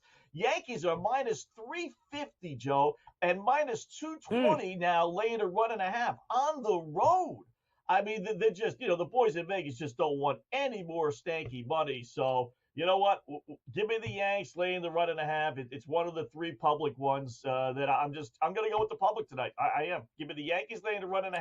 I'm going to take Arizona minus a 1.5 as well versus Colorado. I mean, the Diamondbacks 15-3. The only little drawback with them, big series, at home against Philadelphia, maybe a little bit of a letdown, but they're 15-3 their last 18 games. Rockies have the second worst record in baseball, tied with Miami, of course, behind the White Sox. Second worst road record, only 17 out of wins in 60 road games. Brandon Pfaadt has pitched terrific at home. Diamondbacks have won his last 6 home starts. The only thing is be careful, people. They made a couple of late changes in these last 2 games with San Diego and Colorado. So Colorado was going to be Cal Quantrill, but he's got some elbow issues. So now I'm seeing Bradley Blaylock. And I point that out, Joe, only because a lot of books, if you lay a 1.5, like this afternoon, and they put the pitchers, if the pitcher doesn't start, your 1.5 bet gets nullified. So if you did that, go back in there because Pittsburgh has a pitching change with Woodford now starting over Marco Gonzalez, and same thing with Colorado now in there with Bradley Blaylock pitching, if you've ever heard of him. So I'm laying the 1.5 with Arizona, and I'm going to do the same thing with San Diego, right? Don't fight it. As we like to say here, Joe, don't, if it's not broke, don't fix it. Give me the Padres. They're 16-3 their last 19 games. Pirates have lost 7 in a row. The only little hitch with him, as you mentioned it there with Craig, Joe Musgrove is returning from elbow injuries that sidelined him back in May. So you got to be a little careful with that. But at least you can lay the 1.5 at even money with San Diego. So San Diego, Arizona, Yankees. And then the other one real quickly, Milwaukee Brewers team total, over 3.5 runs. Clayton Kershaw, I heard you say it. He hasn't pitched into the 5th inning yet. His ERA is close to 5. Brewers are a monster over team, especially at home. 14 more overs than unders at home. They have the 4th most runs in the National League, and they average nearly 5 runs a game at home, which is where tonight's contest is. Give me over 3.5. You can either get that because Kershaw doesn't pitch well, or you get that because Kershaw only goes 4 innings, and you get the Dodger bullpen for 5 innings. Listen, I agree with you 100%, and the Dodgers bullpen is trash. And we all know that, and I don't trust them. And also keep in mind that this Padres bullpen, all these new pieces they brought is great. They have been used big time over the last week. That bullpen has gotten absolutely burnt out. So Musgrove can only go 4 innings, 3 innings. I think we're getting some runs in this game as well. And it wouldn't absolutely shock me if most of the heavy lifting is done by the Padres in that one there. So we got Sale and the Giants coming up. Scotty, quickly, are you leaning one way or the other in that one? I'm going over, Joe. Braves have given up 64 runs in their last 7 games. And you may say, well, Chris Sale is pitching. Yeah, in the game he pitched in that streak, he gave up 8. Well, he did, but the Braves gave up 8 runs. That's going way over 6.5. I'm kind of with you on that one, too, as well. All right, we'll talk some NFL with Scotty when we get back on the grid.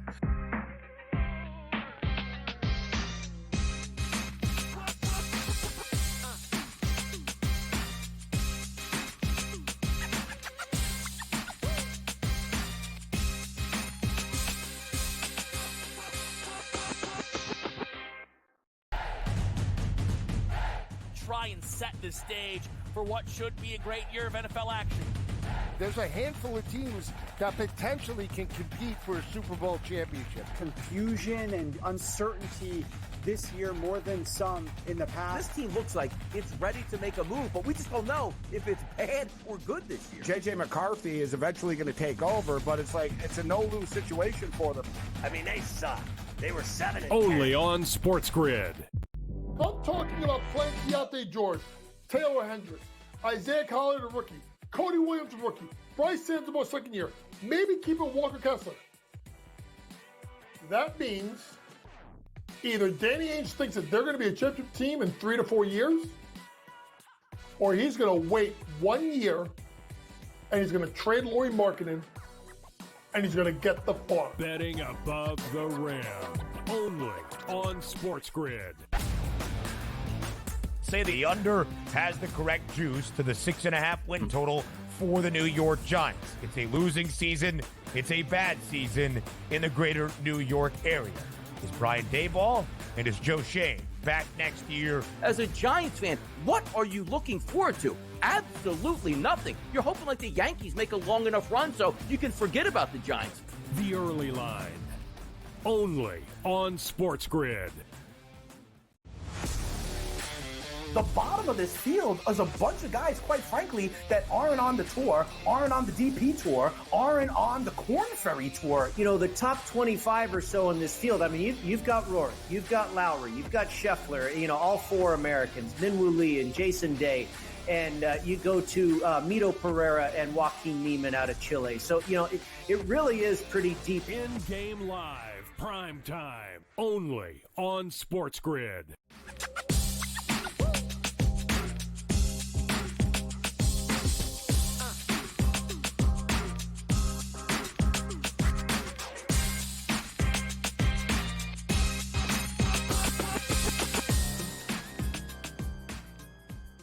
All right, welcome back in Game Time Decisions here on the Sports Grid Network. Joe Raineri, joined by Scotty Wetzel again. He'll be taking over top of the hour here for in-game live prime time. He'll keep you up to date on everything that's happening in Major League Baseball. Some great games underway right now. And Scotty, let's talk a little bit of NFL action here. I know you've got some fantastic season-long props we're going to get to, but I want to get your thoughts on some of the rookie quarterbacks that we just witnessed here in week one of the preseason.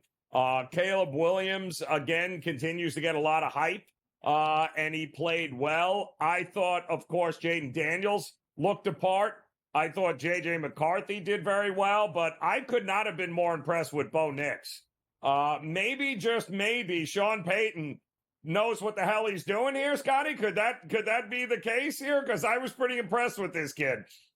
Yeah, that or they just got lucky. I don't think any of these guys really know, right? Because I watched Trey Lance yesterday, and the whole time I'm saying to myself, how in the world did San Francisco think that this guy was going to be an NFL starting quarterback to the point where I'm going to move up in the draft? Not only because he's there for me to take, I had to actually trade up in the draft a few years back with Miami, if you remember that deal, because he looked completely to me, not like lost, but just overwhelmed. Just like he's not anywhere close. Any thought of Dallas thinking that, okay, we're going to move on from Dak. If what, they're going to move on to is Trey Lance, then they're in a whole lot of trouble. So, but yeah, Nix was the one, right? And it was kind of weird because doing a show with Ben, Football Full Circle last week, they had him listed third on the depth chart, not even second behind Stidham. They had him third. It's like, wow, how far back is he really? But as it turns out, maybe that was just a smoke screen because he looked to me like the best. Any doubt that I would have of betting an over prop on him, I would be surprised if he wasn't the starting quarterback, right? I mean, a lot of this stuff you got to, temper your enthusiasm because you could come up with a laundry list of people that play well in the preseason, and then they get to the regular season and you realize, you know what, it's just not the same, and it isn't. But still, not bad first time, maybe they got the diamond in the rough, getting the last quarterback and moving up and drafted him. So, yeah, he looked pretty good. I was impressed with him. I was. No, it just goes back to show you, Scotty, coaching matters in the NFL. You got to have that's why I think J.J. McCarthy is in the right spot. I bet you Sam Darnold's like, gee, I wish I got drafted by this head coach. You know what I mean? Before I got destroyed and he's got by weapons, the Jets. Like you look at the Vikings rep, I think he's going to end up. From what we saw, I think Minnesota wants to start him. Obviously, you draft him as high as they did, right? He's got a bunch of between J.J. Jefferson and Hawkinson. He's loaded the backfield. Has got a great running back. And Jones. I mean, I would be surprised if he ends up not being the starter. And I think he'll be successful just because that Minnesota offense is so good. Yeah, Addison, as long as he Ubers, fantastic stuff there. Yeah, right, exactly. It's fantastic. Talk to me here about some of these season-long NFL props you like. Yeah, you got to dig hard and long sometimes for some of this stuff, but I found a website. Boy, I really do like these three. And I don't know if they're going to stay there very much longer, so if you can find it, hop on now. Longest rush, any player, any team, all season long, regular season only, 89.5 yards. The longest rush last year, I looked it up, was Breece Hall for the Jets. He had an 83-yarder. Now, the football field's only 100 yards, so the longest can only be 99 anyway, but I'll take my chances, Joe, that no one rushes for 90 yards on one play. Now, that is, listen, you can have the final play of the final game or the final regular season, right, and still lose the bet, so you're always going to be in doubt, but boy, under 89.5, I like that one a lot. We got longest reception, 92.5 yards. CeeDee Lamb last year did have one for 92, but, in my book, 92 is less than 92.5. That would be a winner. Again, football field's only 99 yards. In essence, you can't have a 100-yard play, so why not? And then longest touchdown from scrimmage, which means punt returns and kickoff returns do not count. 92.5 yards. CD had the longest last year at 92. I don't think we're going to get a 93-plus yard touchdown this year. Wow. Well, yeah, the only thing I can say, Scotty, is that unless it's one of those, they're bringing the house late in the game. Right. You know what I mean? Inside the 5, and they can take it to the house. But I would definitely put money at that price on saying that does not happen, and it won't happen on a frequent basis anyway. So good stuff there as always, Scotty. Enjoy the night. Coming up top of the hour, in-game live prime time. Scotty will get you covered with Dave Sherapan on all the games, and we'll update you with what's happening now here next on Game Time Decisions.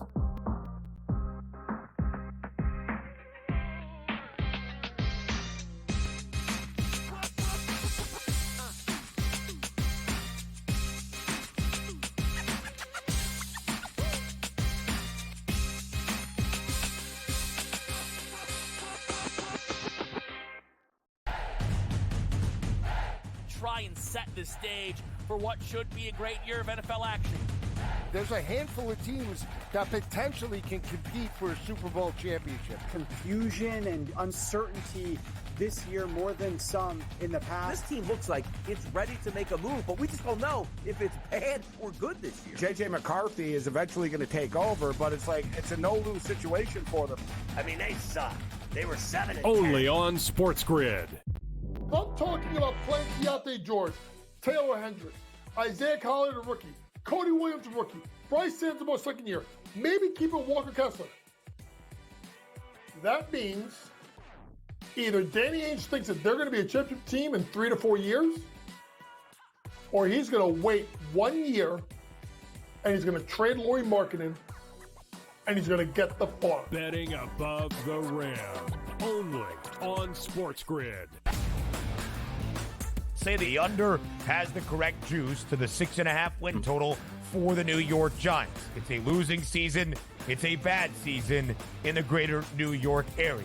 Is Brian Daboll and is Joe Shane back next year? As a Giants fan, what are you looking forward to? Absolutely nothing. You're hoping like the Yankees make a long enough run so you can forget about the Giants.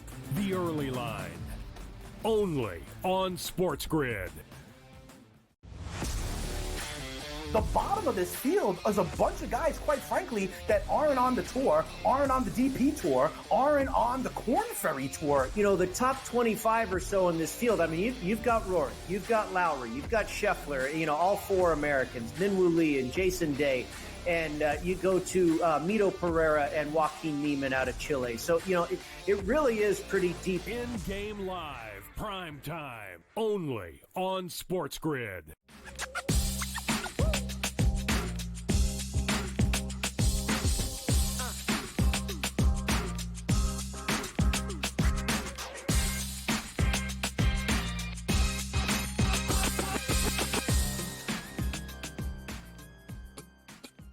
All right, welcome back in Game Time Decisions here on the SportsGrid Network. A very happy Monday to you as we're keeping an eye across the board in Major League Baseball right now. We got some good ones. We got a couple of games that started earlier and some intriguing matchups. Imanaga, by the way, for the Cubs, has done a pretty good job of limiting the Garden's bats at Progressive Field thus far. Still 2-0 Cubs on an Ian Happ 2-run home run over off of Lively. But the Guardians, this is the first time they're seeing Imanaga. And for those of you that don't remember, we talked to Craig Mish earlier on the show, and he pointed out, listen, there was no better rookie pitcher in Major League Baseball than Imanaga early on in the season.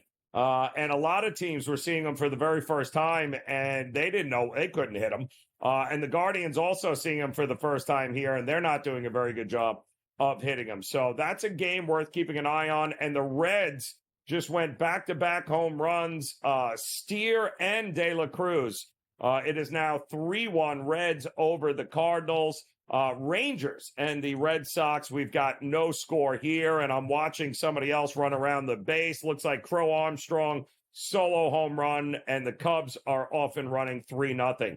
The Astros have now spotted Framber Valdez 5 runs. It's 5-0. Astros over the Rays and Taj Bradley, so I think that's pretty good. We're getting ready for the Kershaw-Peralta battle coming up top of the hour. In just a minute or two, too, we'll have the Royals and the Twins going at it, and this is a very interesting matchup of two teams vying in the American League Central. Minnesota had a huge opportunity against the Guardians. They had a 4-game weekend series. They swept the doubleheader on Friday, and then they proceeded to lose both games to the Guardians on Saturday and Sunday, and they only scored 4 runs. Now the Twins are at home. They welcome in the Royals, and this was the thing that blew me away here. First of all, Pablo Lopez from Minnesota, 4-1 in his 5 career starts against Kansas City. He has dominated this Royals team. And the Royals, despite what everyone thinks, they have, in all 60% of their road games, they have cast a ticket to the under. This is not the same hitting team on the road as they are at home. They're in Minnesota here tonight. Singer going for Kansas City. If you can get 8.5, by all means, I think this is a dead under. I think this is a 4-2 game at best. And I do think that it's going to be maybe one of the only outside of Sale pitching here tonight against Webb being the only, or against, Mr. Cy Young Snell there, or should be Cy Young Snell with the way he's throwing lately. That's the other big pitcher's battle here. No, who's not pitching tonight is who there, Paul Skeens. But that's not going to stop Dave from repping something to do with the colors there. What are you wearing, my friend? What are you rep? Well, to be fair, the Padres stole the Pirates colors. Is that fair? I know you won't admit it, but let's be reasonable. Back what in the came day, first, it was brown. The chicken or the egg? It was brown and yellow. Thank you. The McDonald's colors. Pardon my voice. Correct. I sound a little like Correct. Marlon Brando in Godfather, or Dick Vitale, or something. I have nothing. If one day I come to you with an offer that you can't refuse, this is just the way I sound today, Joe. I got nothing left. Pirates, 8-game losing streak. I tried wearing the Dodgers stuff. I tried wearing the Pirates stuff. Doesn't matter. Does it not matter what I'm wearing right now? Pirates saved their worst streak of baseball for the most meaningful part of the season. It's frustrating. It's sad. I don't know what else to do except probably bet the Padres. You have to bet against the Pirates until they win a game. Today, San Diego. Tomorrow, San Diego. Day game Wednesday before they head back home to face Seattle. It's ride the streak until they lose. You know, Wetzel says that all the time. Winners bet on streaks. Losers bet against streaks. Yep. You don't have it. There's the big question is going to come to be, I think, now that they're losing, are the teams they're chasing, can they hope that maybe they hit the skids a little bit? Because that extra wild card spot, Dave, this year is really the only reason we're even having this conversation right now, is because Major League Baseball decided more money, more playoffs. Let's get another team involved here. And they're very much still alive for that spot, but they gotta win some games here over the next couple of weeks. Now, it would be a huge win, by the way, tonight if they were able to get it done. The problem is, well, maybe their best chance tonight, because I don't know why they're bringing Joe Musgrove back when he's got spurs in his elbow. He's going to have surgery at the end of the year. He apparently has revamped his mechanics to try and take away the pain. Like, this sounds like a disaster waiting to happen here, Sherapan. No? Sounds like a perfect time to be playing them like the Pirates are. But the Pirates got to take 2 or 3. Right. San Diego's playing as good as anybody. They played their way back into this. They played their way into catching the Dodgers. Between the Padres and the Diamondbacks, they're right there. Good job, boys. Wild card standings, they're at the top, but they're right behind the Dodgers, 3.5 back. So it's possible. I wish the Diamondbacks weren't were losing games, were playing, coming back to the pack. They're not. The Diamondbacks are laying a big number tonight against Colorado. And again, sometimes in baseball betting, you go, oh, I don't know. I'm not comfortable laying that price. If it wins, it wins. I don't know what you'd have to make the Rockies tonight to go, yeah, there's good value on that. I feel good about that bet. They changed pitchers again. Someone named Blaylock, is that right? Yeah. Yeah. Is pitching tonight for Colorado? Nah. It's Diamondbacks win the game. Listen, I'd love for the Diamondbacks to come back. I'd love for the Padres to come back to the pack. Even the Mets, another team that you got to go, really?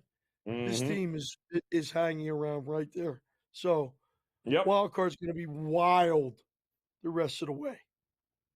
Yep. Listen, Arizona is not a train I would get in front of in any way, shape, or form. Blake Snell is not a train I would get in front of either anytime soon here. 6.5, this total is down. It's without a doubt the pitching battle of the night here, but both bullpens are trash, Dave. So what happens when Snell and Sale, have to leave the game? You got to hope that you can get 8 innings out of both of these guys here, because you can't trust the bullpens. But as good as Sale has been, are you stepping in front of Snell right now? I'm not stepping in front of Snell. I don't care, especially against Atlanta, who can't hit. I'm surprised at 6.5, to be perfectly honest, because I think for this to go under, you need both pitchers to get through the 6th. I think if one of them does it, right, we could get 5 runs from one team and 2 from the other is what it's supposed to be. So that gets us over the total. The number should be 7. I'm surprised at 6.5. Sometimes, though, as the book, you got to get really aggressive to get someone to bet the other side of something. This is an aggressive number. Now, it may get there. Final score could be 4-2, but I'm surprised at 6.5. I'm shocked. I am shocked it's 4-2, Dave. I'm with you here. That game, though, is the pitching battle of the night. We've got a few other games also of a lot of interest. We'll talk about those when Game Time Decisions continues on the Grid.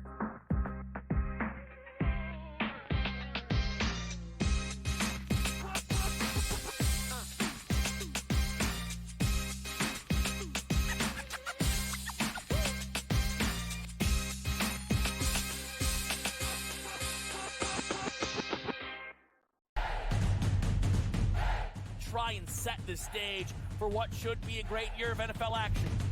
There's a handful of teams that potentially can compete for a Super Bowl championship. Confusion and uncertainty this year more than some in the past. This team looks like it's ready to make a move, but we just don't know if it's bad or good this year. J.J. McCarthy is eventually going to take over, but it's a no-lose situation for them. I mean, they suck. They were 7-10. Only on SportsGrid. I'm talking about playing Keontae George, Taylor Hendricks, Isaiah Collier, the rookie, Cody Williams, the rookie, Bryce Santamore, second year, maybe keep it Walker Kessler. That means either Danny Ainge thinks that they're going to be a championship team in 3 to 4 years, or he's going to wait 1 year and he's going to trade Lauri Markkanen and he's going to get the farm. Betting above the rim. Only on SportsGrid. Say the under has the correct juice to the 6.5 win total for the New York Giants. It's a losing season. It's a bad season in the greater New York area. Is Brian Daboll and is Joe Shane back next year? As a Giants fan, what are you looking forward to? Absolutely nothing. You're hoping like the Yankees make a long enough run so you can forget about the Giants. The early line. Only on SportsGrid. The bottom of this field is a bunch of guys, quite frankly, that aren't on the tour, aren't on the DP tour, aren't on the Corn Ferry tour. The top 25 or so in this field, I mean, you've got Rory, you've got Lowry, you've got Scheffler, all 4 Americans, Minwoo Lee and Jason Day. And you go to Mito Pereira and Joaquin Niemann out of Chile. So, it really is pretty deep. In-game live, prime time, only on SportsGrid.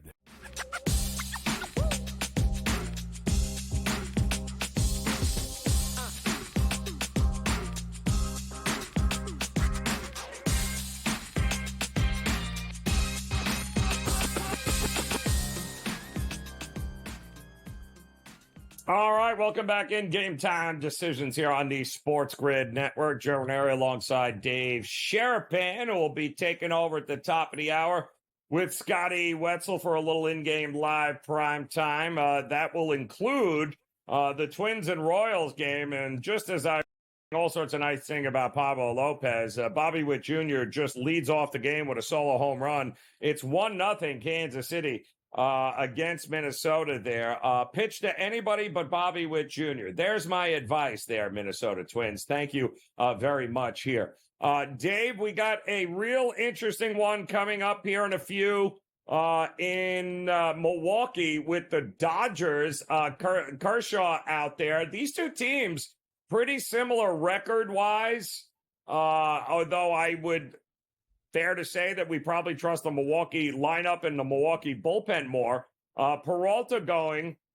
If Kershaw can't go more, at least 5, that means that bullpen of the Dodgers has to come in, and I don't know that that's great news. It feels like it's a good spot to back Milwaukee, but I what are you thinking here in this one? Total's perfect. You can't go lower. You can't really go much higher. I like over. I think Milwaukee first 5 or game total first 5 over. Over. Might give you a little more security. You could go Milwaukee team total. It's more of an against Kershaw play than on Peralta play. Mookie Betts is supposed to come back. I haven't seen the lineups yet, but the Dodgers adding Betts. He's playing right field. Thank you. Confirmation from esteemed producer Sam Yarnell. And that could give the Dodgers a boost to the lineup. I like the game actually over because of against Kershaw and Mookie coming back. Harder to just pick the winner. Yeah, I agree.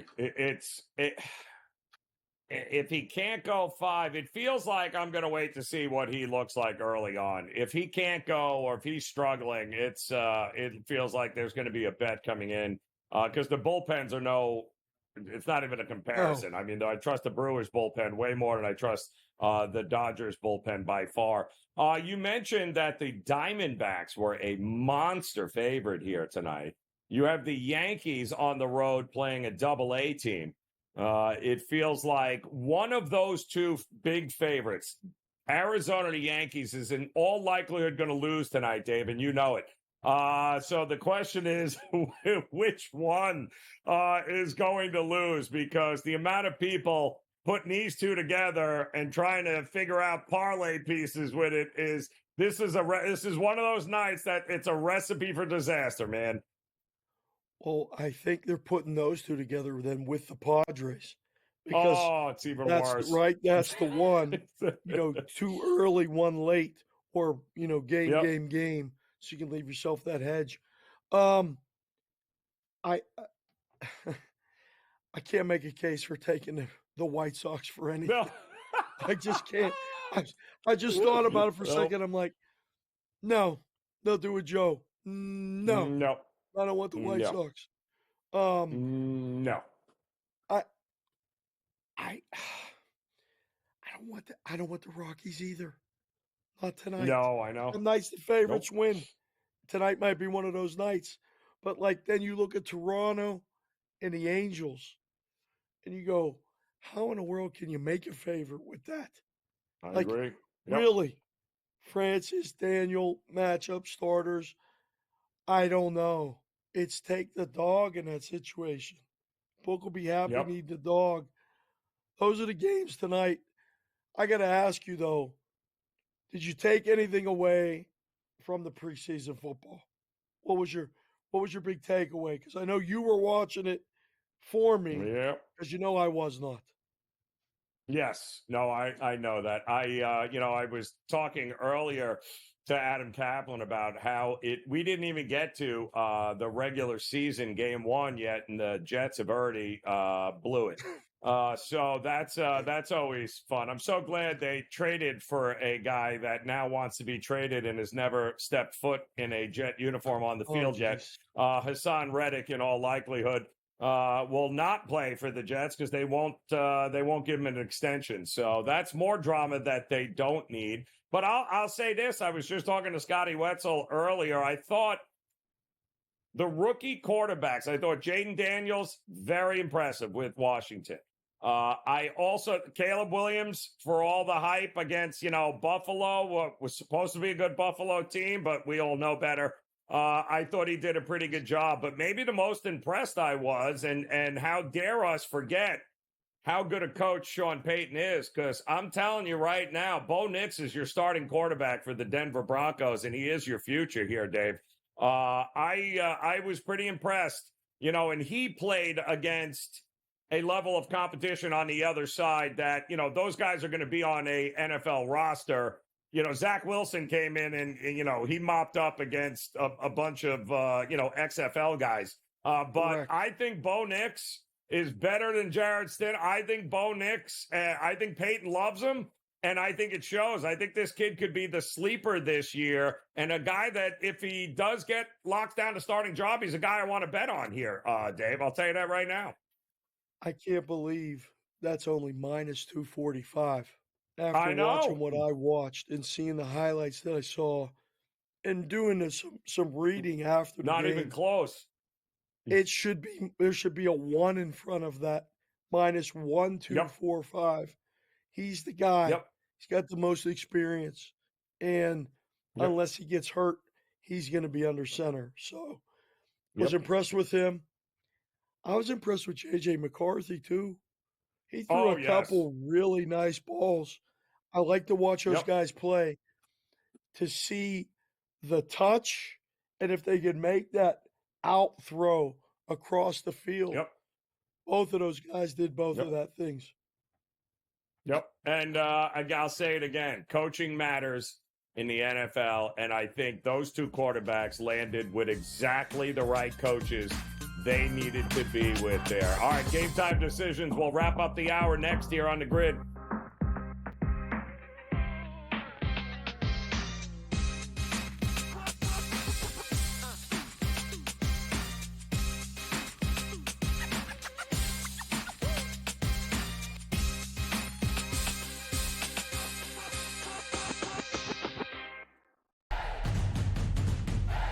Try and set the stage for what should be a great year of NFL action.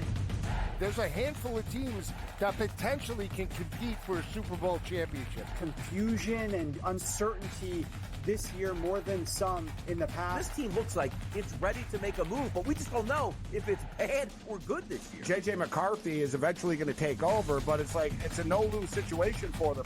I mean, they suck. They were 7-10. Only on SportsGrid. I'm talking about playing Keontae George, Taylor Hendricks, Isaiah Collier, the rookie, Cody Williams, the rookie, Bryce Sanders, second year, maybe keeping Walker Kessler. That means either Danny Ainge thinks that they're going to be a championship team in 3 to 4 years, or he's going to wait 1 year and he's going to trade Lauri Markkanen and he's going to get the farm. Betting above the rim. Only on SportsGrid. Say the under has the correct juice to the 6.5 win total for the New York Giants. It's a losing season. It's a bad season in the greater New York area. Is Brian Daboll and is Joe Shea back next year? As a Giants fan, what are you looking forward to? Absolutely nothing. You're hoping like the Yankees make a long enough run so you can forget about the Giants. The early line. Only on SportsGrid. The bottom of this field is a bunch of guys, quite frankly, that aren't on the tour, aren't on the DP tour, aren't on the Corn Ferry tour. The top 25 or so in this field, I mean, you've got Rourke, you've got Lowry, you've got Scheffler, all 4 Americans, Minwoo Lee and Jason Day. And you go to Mito Pereira and Joaquin Neiman out of Chile. So, it really is pretty deep. In-game live, prime time, only on SportsGrid.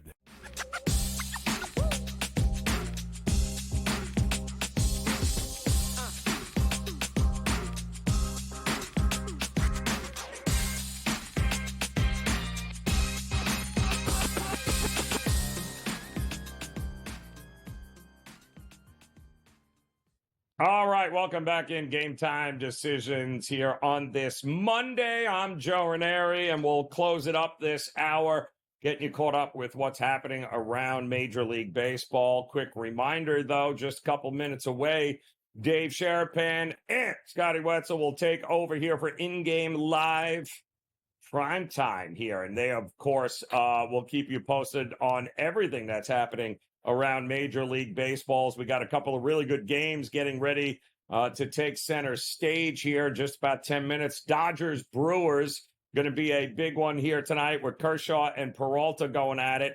The Yankees, Louis Heel going on against some double-A ball player like the rest of them at the White Sox. But tread very carefully before thinking about backing any sort of $3 favorite at this point in the season.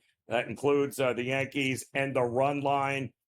They're a big favorite, as well as Arizona, also a huge favorite here, taking at home against the Rockies. Brendan Pfaadt going for Arizona, and all sorts of pitching changes now for the Rockies. So that means it's going to be a bullpen game, but just tread lightly here. I am more comfortable with the Diamondbacks maybe on the run line than I am with the Yankees at this particular point, because this is exactly the kind of game the Yankees are prone to making way closer than it needs to be. And then, of course, the Padres welcoming back Joe Musgrove here tonight, taking on another bullpen game here for the Pirates. Woodford, I believe, will run out there, followed by Marco Gonzalez.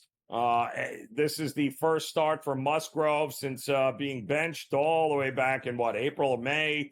He's got some sort of spurs in his elbow that they're saying he is going to need surgery on when the season's done, and that he has actually been working on adjusting or redoing his mechanics to try and take less pressure off his elbow and create less pain for his elbow. So they say he's on a 60-pitch count tonight. That might be good till what? Maybe the third inning, fourth inning? A guy that has completely revamped his mechanics to try and ease the pain in his elbow. This does not sound promising.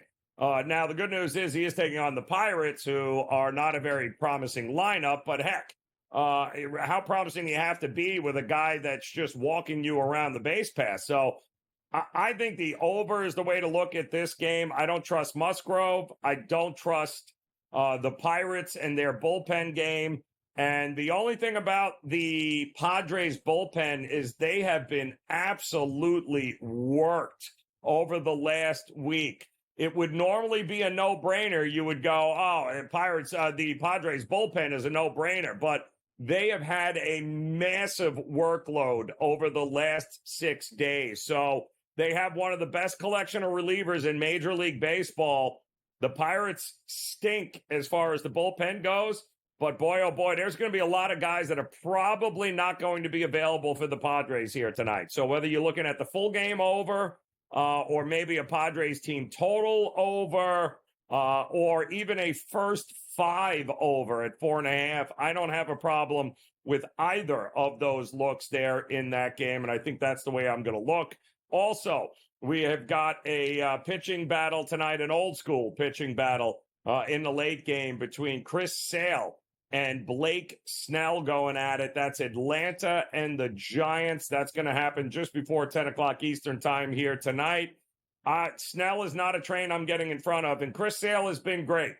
Don't get me wrong, which is why he is at the favorite to win the Cy Young. But Blake Snell is no joke, folks, and he is finally starting to get into a groove here, and he is showing in a money year. Mind you, the Giants could have traded him. They signed him for 1 year, $30 million. He's got a $30 million team option at the end of this year, which he can opt out. And I guarantee you he's going to opt out and hit free agency, which means he's going to be looking for another $250 million contract. And boy, oh boy, the Giants, there's nothing they can do about it. But he's pitching like a motivated man right now, where he knows the more he pitches, the better he pitches right now. Oh, boy, the more money he's going to make himself in the offseason, make no mistake about it. So it would be the Giants for me here tonight. But don't worry, in-game live. Primetime is coming up next. They will carry you all throughout tonight's Major League Baseball games. As far as Game Time Decisions, we'll be back again tomorrow. So enjoy the rest of your night. We'll see you again soon.